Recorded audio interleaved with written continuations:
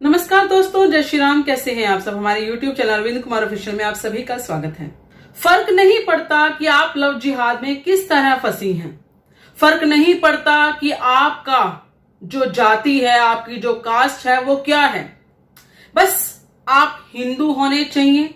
आपके पास लव जिहाद में फंसाने के बाद कुछ ना कुछ देने के लिए होना चाहिए। भले वो गहने हो, भले वो प्रॉपर्टी हो, भले आपकी इज्जत हो, जो भी हो उसको लेने के लिए वो आपके साथ यही खेल रचते हैं, जिसे लव जिहाद के नाम से पहली बार एक कोर्ट ने कहा था।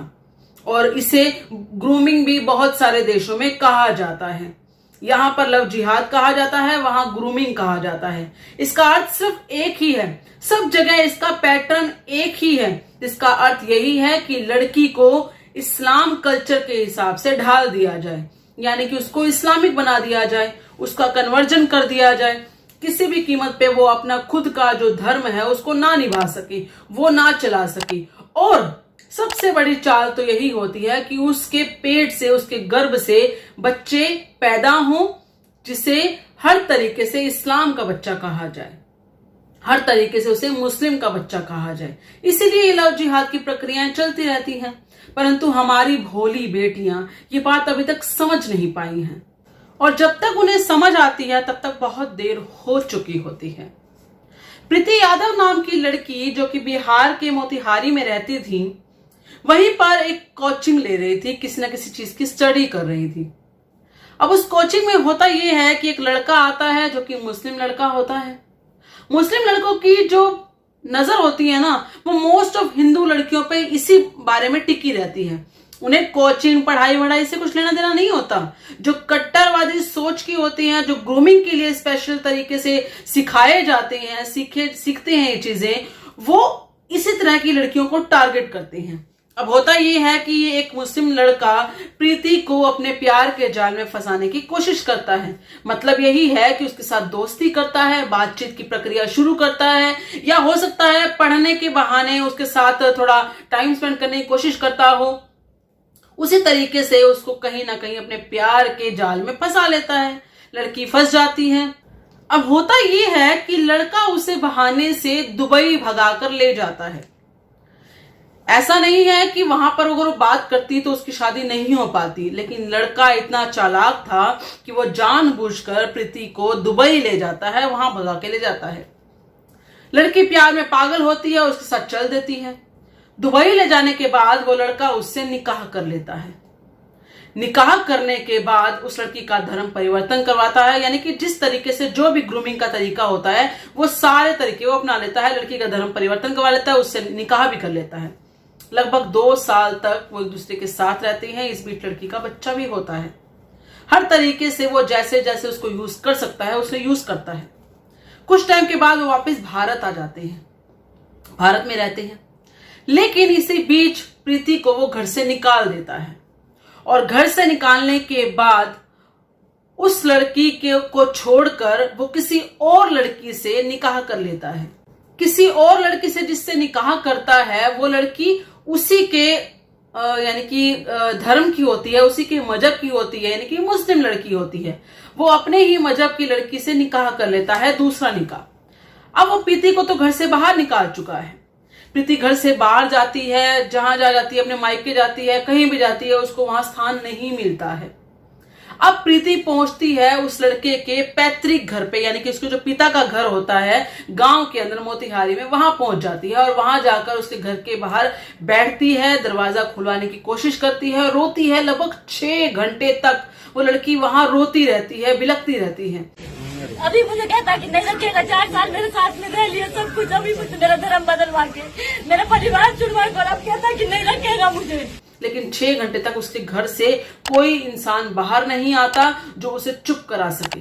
वो कहती है कि तुम्हारा बेटा कहाँ है, मुझे छोड़कर भाग गया है, मुझे पता नहीं है, उसने दूसरा निकाह भी कर लिया है और मेरा धर्म परिवर्तन भी करवाया है, मेरे साथ हर तरीके से चालें खेली हैं, मेरा धर्म परिवर्तन करवा दिया, मेरे परिवार से मुझे दूर कर दिया, मैं किसी के साथ अब रहने के लायक नहीं रही, और वो लड़का मुझे छोड़कर भाग गया।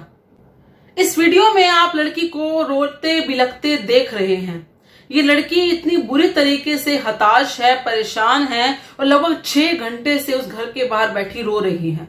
उसके बाद जाकर कहीं पुलिस आती है और इस मामले के बारे में जानकारी मिलती है, मीडिया को भी दी जाती है और इस मामले के बारे में हर तरीके से इसको सॉल्व करने की कोशिश की जाती है।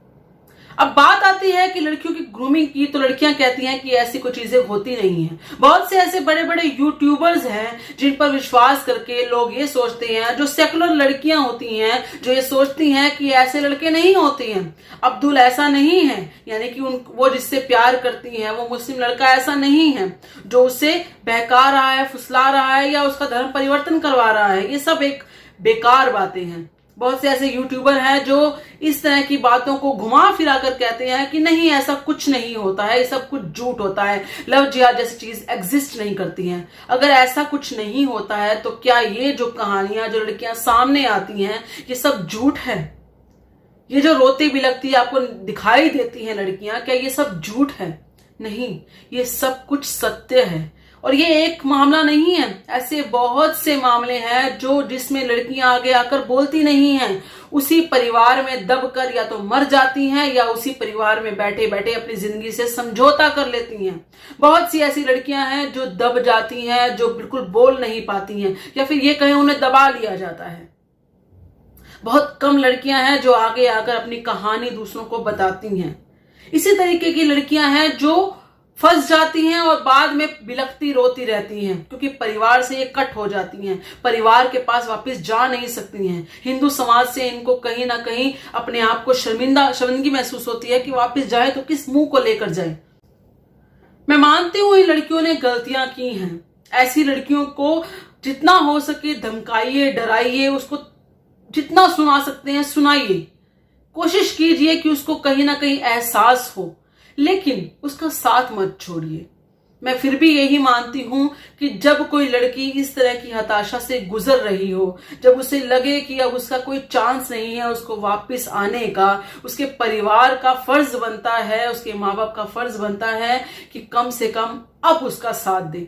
देखिए, भटकता हर कोई है, हर कोई अपने रास्ते से भटक कर एक नया रास्ता अपना लेता है, लेकिन जो हमारे यहाँ तो कहावत भी है कि अगर सुबह का भूला शाम को आए तो उसे भूला नहीं कहते। तो इसका अर्थ यही है कि अगर कोई गलती कर लेता है तो माँ बाप का या पेरेंट्स का या फिर ये कहे पूरे परिवार का ये फर्ज बनता है कि अगर कोई लड़की फंस चुकी है तो उसे वापस अपने घर में आप पनाह दें, वापस उसे अपने घर में बुलाएं, वापस उसे अपने धर्म में बुलाएं। सबसे बड़ी बात, उसे वापसी एहसास करवाएं कि वो जिस धर्म को छोड़कर चली गई थी वही उसका असली मूल धर्म है और उसको वही रास्ता मिल सकता है, वही उसको सही तरह के लोग मिल सकते हैं। ये सब झूठे होते हैं।